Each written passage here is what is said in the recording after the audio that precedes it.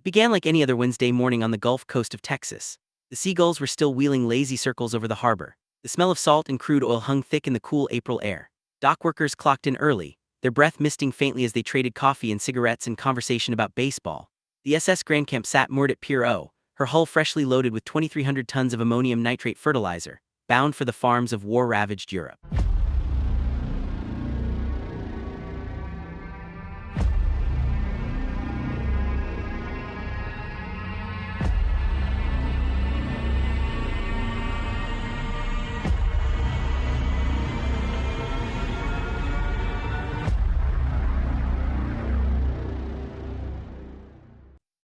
Nobody was particularly alarmed. Nobody was watching their watches with dread. Nobody in Texas City, a population 16,000, one of the busiest ports on the Gulf of Mexico, had the faintest idea that within the next few hours their entire world would simply cease to exist. That is what industrial history does to places. It does not announce itself, it does not send a warning. One moment there is an ordinary morning, coffee, cigarettes, seagulls, and the next, there is a crater and a silence so vast it swallows everything that came before it.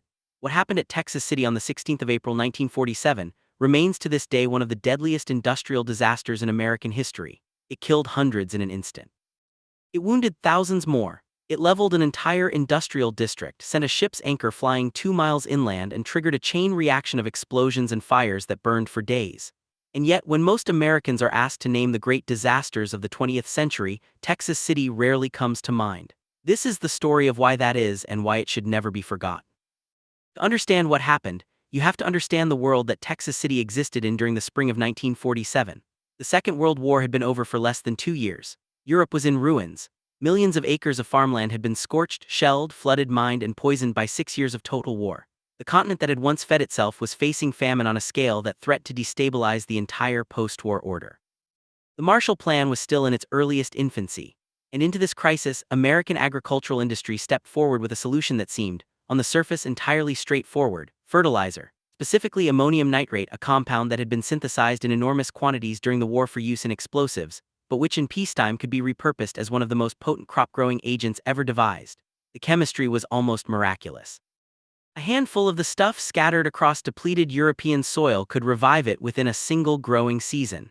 Ships loaded with ammonium nitrate were sailing out of American ports every week, and Texas City, with its deep harbor, its rail connections, its proximity to the chemical plants of the Gulf Coast, was one of the busiest loading points of all. What the authorities at Texas City did not fully appreciate, what in fairness most of the world did not fully appreciate in 1947, was exactly how dangerous ammonium nitrate could be under the wrong conditions. The compound had a complex and somewhat ambiguous safety reputation. In dry, granular form spread thinly across open fields, it was essentially inert. But compress it, heat it, expose it to flame or shock or contamination, and it became something else entirely. It had been used as an explosive since the late 19th century. Mining operations had been using it for decades. Militaries had packed it into shells and bombs and depth charges. The basic chemistry was not a secret. But the specific circumstances required to trigger a catastrophic detonation, as opposed to a slow burn or a localized fire, were poorly understood, inconsistently studied, and essentially unregulated in the context of commercial shipping. This is one of the darkest threads running through the story of Texas City. The knowledge existed in fragments, scattered across industrial records and military manuals, and the memories of wartime engineers, but it had never been properly assembled into a coherent set of safety protocols. Nobody had drawn the line that needed to be drawn between ammonium nitrate as a fertilizer and ammonium nitrate as a potential weapon of mass destruction. Nobody had written the regulations. Nobody had enforced the precautions. The bags being loaded onto the SS Grand Camp at Pier O were labeled as agricultural product. They were being stored below decks in a manner that would never have been permitted had anyone with the full picture been present on that dock on the morning of April the 16th. At approximately 8 o'clock in the morning, a longshoreman in the hold of the Grand Camp noticed something troubling.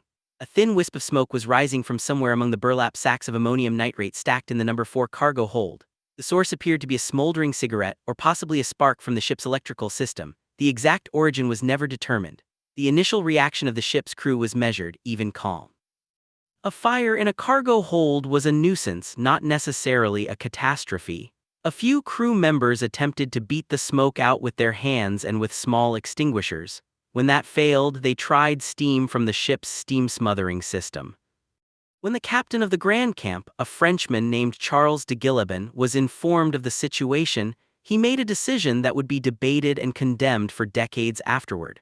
Rather than flood the hold with seawater, which might damage the cargo, he ordered the hatches sealed to smother the fire through oxygen deprivation.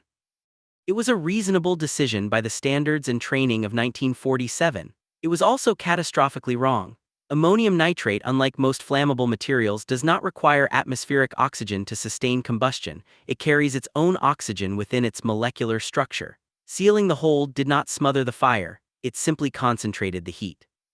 And as the temperature in the sealed cargo space climbed, the ammonium nitrate began to undergo a slow, then accelerating chemical transformation. The sealed hold became a pressure vessel. The smoke seeping from the hatches turned from white to orange. Men on the dockside began to gather, watching with the particular mixture of curiosity and unease that crowds always display when they sense that something unprecedented is about to happen. Some of them were close enough to feel the heat radiating from the hull. The Texas City Fire Department arrived at the dock at around 8:30. The fire chief, Henry Baumgartner, brought virtually his entire department, 27 volunteers, most of whom had trained together for years and knew each other the way only small-town firefighters can. They deployed their hoses. They set up positions along the pier. They had no idea, none of them had any idea what they were standing next to. The Grand Camp's crew was ordered off the ship. Some of them watched from the dock. The harbor master's boat circled the vessel. A crowd of curious onlookers, workers from nearby warehouses, office employees who had drifted down to see what was happening, children who had been on their way to the nearby school, had gathered along the waterfront, some of them within a few hundred yards of the ship. At exactly 9:12 in the morning, the SS Grand Camp detonated. There are no adequate words for what happened in that instant, but history demands that we try. The explosion was not like a conventional blast, not a bang followed by shockwave, the way most people imagine an explosion. It was, by the testimony of every survivor who managed to articulate what they experienced, more like the world simply stopped being there. The water in the harbor vaporized in a ring outward from the ship. The pier itself was atomized. The crowd of spectators on the waterfront was killed instantaneously, not wounded, not thrown clear, but erased. The entire Texas City Fire Department, all 27 men who had deployed along the pier, died in the same fraction of a second. The concussion wave moved outward through the city at supersonic speed, shattering windows across an area of hundreds of square miles. People reported feeling it as far away as Louisiana. Ships anchored elsewhere in the harbor were capsized or hurled from the water. A 10-foot tidal wave rolled out from the explosion site, flooding the industrial district. 2 sightseeing planes circling overhead were knocked out of the sky. One of the Grand Camp's anchors, a piece of cast iron weighing approximately 2 tons, was thrown nearly 2 miles inland, where it came to rest in the parking lot of a Pan-American oil refinery. The other anchor landed in a field beyond the city limits. A 15-foot section of the ship's hull was later found embedded in the wall of a building half a mile away. The explosion generated a seismic event that was recorded on instruments as far away as Denver, Colorado. The fireball rose into the sky in a distinctive mushroom shape, a shape that, just 2 years after the atomic bombings of Japan, carried a specific and terrifying meaning for everyone who saw it. Witnesses reported believing in those first seconds that Texas City had been hit by a nuclear weapon. But the horror was not finished, it had barely begun. The Grand Camp's explosion ignited fires across the entire industrial waterfront. Warehouses full of chemicals and petroleum products caught fire.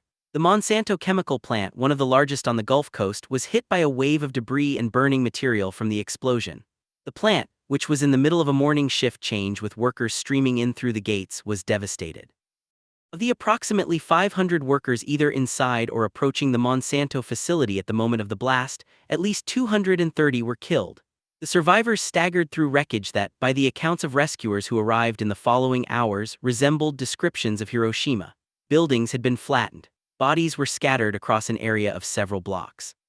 The chemical fires burning in the ruins were fed by materials so volatile and toxic that early rescue workers had to be pulled back from the perimeter. And moored just a few hundred yards from where the Grand Camp had been sitting, its cargo holds packed with another shipment of ammonium nitrate, sat the SS High Flyer. The High Flyer had been damaged by the initial explosion. Its hull was cracked. Fires had been started aboard by falling debris. Rescue workers and harbor personnel could see the danger clearly. Here was another time bomb, smaller than the Grand Camp but still carrying more than 900 tons of ammonium nitrate, plus a consignment of sulfur, cooking in the middle of a burning harbor. Heroic efforts were made to tow the High Flyer away from the dock, and out into open water where it could burn without threatening the city. The tugboat captains who volunteered for this duty knew exactly what they were risking. The tow lines were attached, the tugs began to pull, and then just as the operation appeared to be succeeding, the tow lines snapped. The high flyer had burned too long, the heat had weakened too much of its structure, there was nothing more that could be done. At 1:12 in the morning of April the 17th, 16 hours after the first explosion, the SS High Flyer blew up.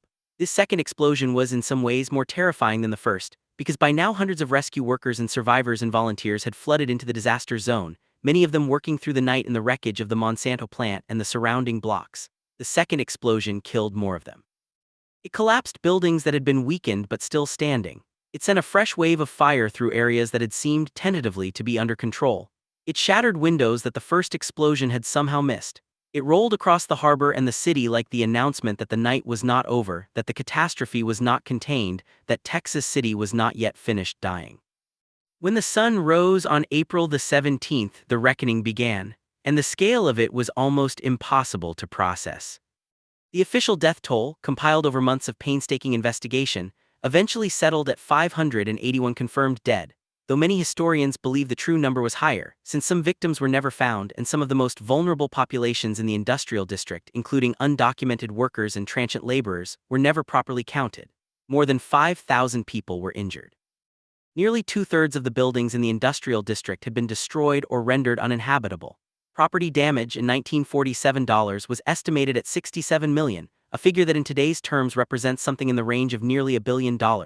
The entire medical infrastructure of Texas City was overwhelmed. Hospitals across the region, stretching to Houston, were flooded with casualties. The Red Cross launched one of the largest disaster relief operations it had ever mounted in peacetime America.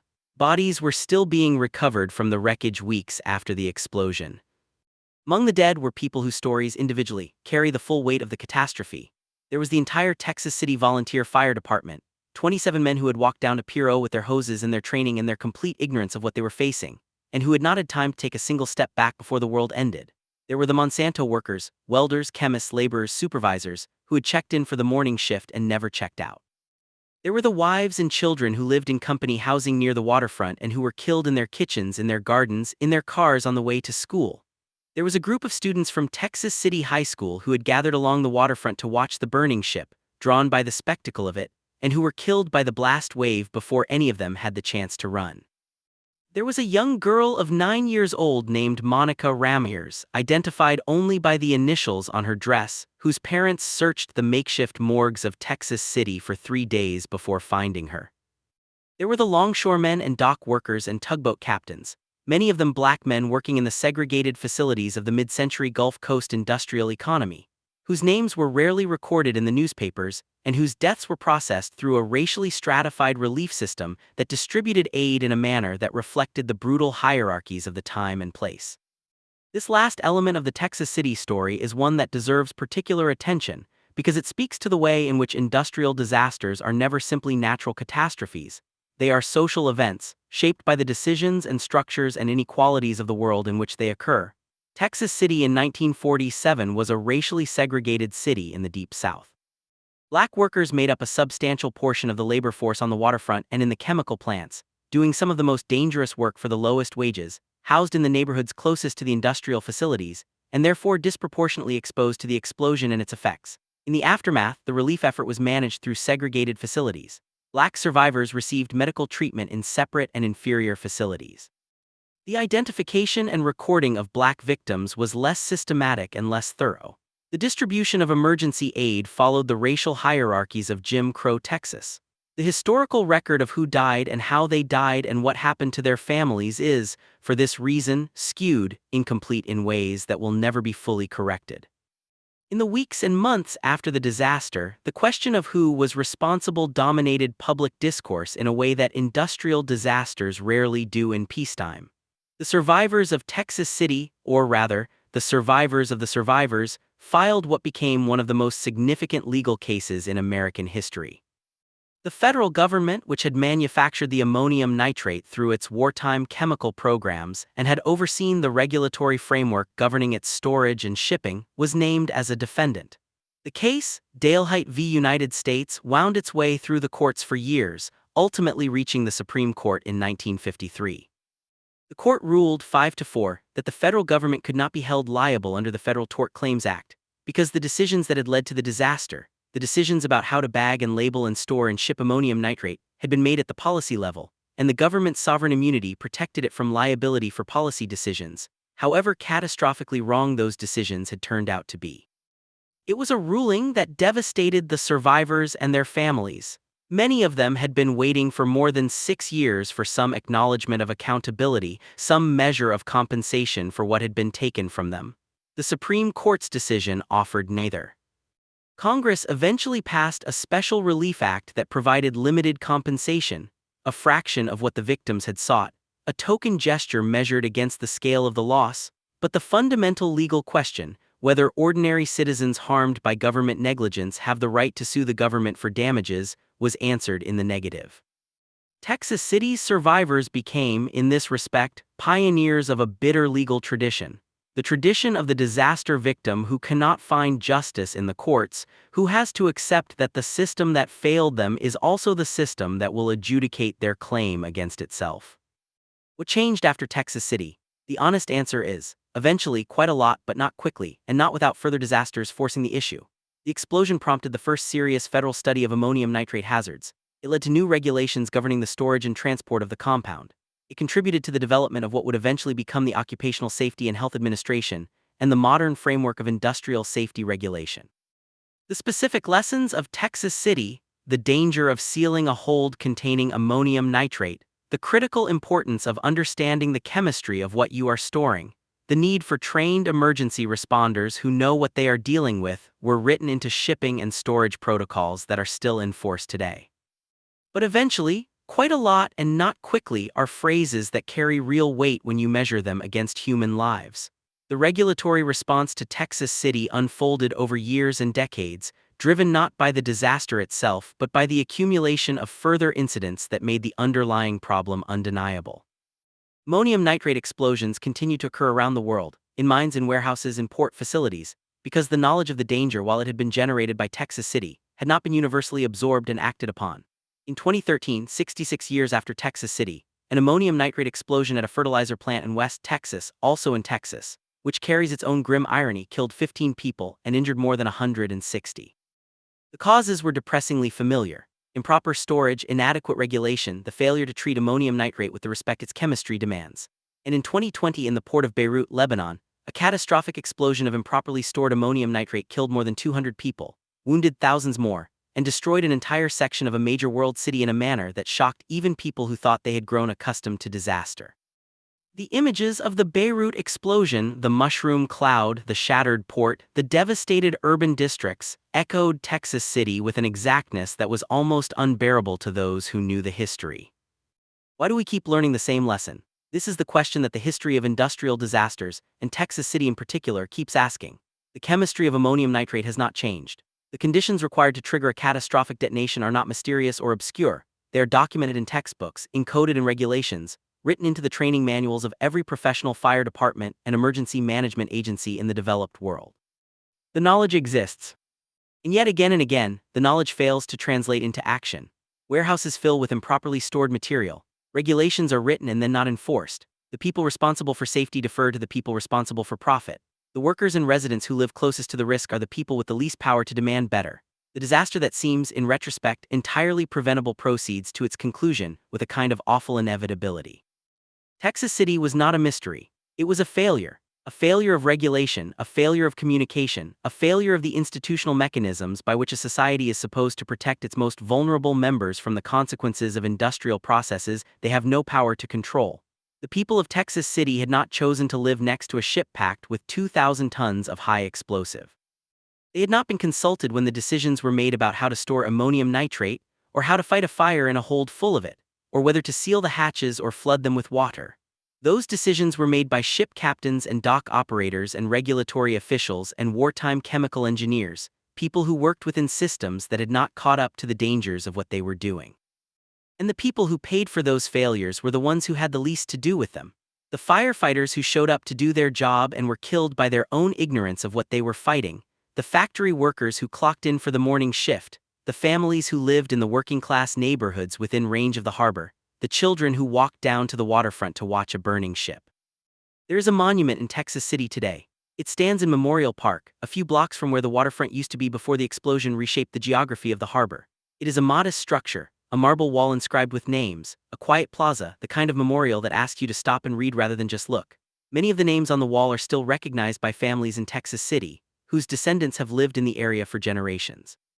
Others are the names of workers who passed through Texas City in the spring of 1947 and whose connections to the town ended with their deaths.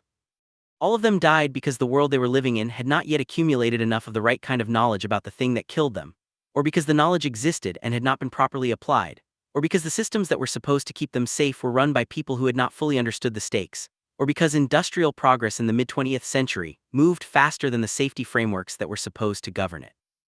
These are not ancient conditions. They are not confined to 1947 or to Texas or to the specific chemistry of ammonium nitrate.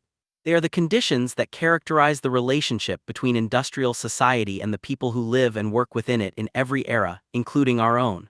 The lesson of Texas City is not simply that ammonium nitrate is dangerous. It is that the gap between what an industrial system does and what the people inside that system understand about what it does is always a potential site of catastrophe. It is that the people with the power to close that gap are rarely the ones who bear the consequences when they fail to close it. It is that the dead of a disaster like Texas City have a claim on the attention and the memory of every generation that comes after them, not as victims to be mourned once and then filed away, but as evidence, as testimony, as proof of what happens when the ordinary machinery of industrial life proceeds without adequate reckoning with its own capacity for destruction. On the morning of April 16, 1947, Texas City was a prosperous, busy, ordinary American town doing the work of the post-war world. By mid-morning it was a scene of devastation that would not be surpassed in scale in peacetime America for decades. The coffee cups were still warm on the diner counters when the windows blew out. The children's school books were still open on their desks when the blast wave hit the classrooms. The seagulls that had been wheeling over the harbor that morning were gone, killed, scattered, fled, and in their place was a column of fire and smoke that rose so high it was visible from 100 miles away, a marker in the sky over the Gulf of Mexico announcing that something irreversible had happened here, that a line had been crossed from which there was no return. That 581 people who had woken up that Wednesday morning expecting an ordinary day had instead encountered the absolute outer limit of what industrial civilization, inadequately understood and insufficiently regulated, could do to ordinary human life. Remember their names. Remember what the smoke looked like rising over the harbor. Remember what the silence sounded like afterward in a city that had been full of voices just minutes before. And the next time someone tells you that a regulation is unnecessary, that the risk is exaggerated, that the people worrying about safety are being overcautious, remember Texas City. Remember what the gap between what we know and what we act on looks like when it finally closes. Remember that it closes at the cost of the people standing closest to the thing we failed to understand.